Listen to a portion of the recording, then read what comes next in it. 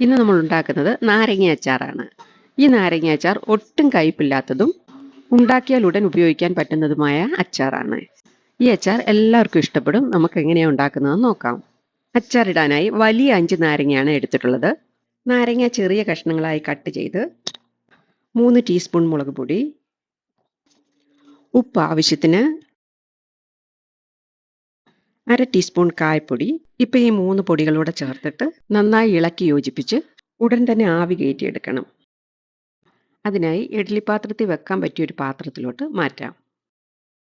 ഇഡ്ഡലി പാത്രത്തിൽ വെള്ളം വെച്ച് വെള്ളം വെട്ടിത്തിളച്ച് വരുമ്പോൾ ഇതിലോട്ട് ഇഡ്ഡലി തട്ട് വെച്ച് മീഡിയം ഫ്ലെയിമിൽ വെച്ച് 20 മിനിറ്റ് ആവി കയറ്റിയെടുക്കാം. അപ്പോഴേക്കും നാരങ്ങയുടെ തൊലിയെല്ലാം വെന്ത് നല്ല സോഫ്റ്റായി വന്നിട്ടുണ്ടാകും. ഇപ്പം നാരങ്ങ ആവിയിൽ വെന്ത് വന്നിട്ടുണ്ട്. ഇനി ഇതിലേക്ക് കടുക് പൊട്ടിക്കാനായി 1/4 കപ്പ് നല്ലെണ്ണ ഒഴിച്ച് ചൂടായി വരുമ്പോൾ ഇതിലേക്ക് 1 ടീസ്പൂൺ കടുക്, 1/2 ടീസ്പൂൺ ഉലുവ, ഇതെല്ലാം കൂടെ പൊട്ടി വരുമ്പോൾ നടുകെ കീറിയ വെളുത്തുള്ളി 1/4 കപ്പ്, ഇതിൽ 2 വറ്റൽമുളക് കൂടി ചേർത്ത് വഴറ്റാം. ഇനി സ്റ്റൗ ഓഫ് ചെയ്യാം. ഈ ചൂടിലിരുന്ന് തന്നെ വെളുത്തുള്ളി വഴണ്ടോളും. എണ്ണയുടെ ചൂട് കുറഞ്ഞു കഴിഞ്ഞാലുടൻ വെളുത്തുള്ളിക്കൊരു കളർ കിട്ടാനായി 1/4 ടീസ്പൂൺ മഞ്ഞൾപ്പൊടിയും 1/4 ടീസ്പൂൺ മുളക് പൊടിയൂടെ ചേർത്ത് ആവിയിൽ വേവിച്ച് വെച്ചിരിക്കുന്ന നാരങ്ങയിലോട്ട് ഒഴിച്ച് ഇതെല്ലാം കൂടെ നന്നായിട്ട് മിക്സ് ചെയ്യാം. ഇത്രയേ ഉള്ളൂ. എത്ര പെട്ടെന്നാണ് അച്ചാർ റെഡിയായത്. ഇതിൽ നമ്മൾ ഒട്ടും തന്നെ വെള്ളം ഒഴിച്ചിട്ടൊന്നുമില്ല. നാരങ്ങയിൽ നിന്നുള്ള വെള്ളവും ആവി ഇറങ്ങിയതുമാണ്. ഇത് കുറച്ച് നേരം കഴിയുമ്പോഴത്തേനും കുറുകി വരും.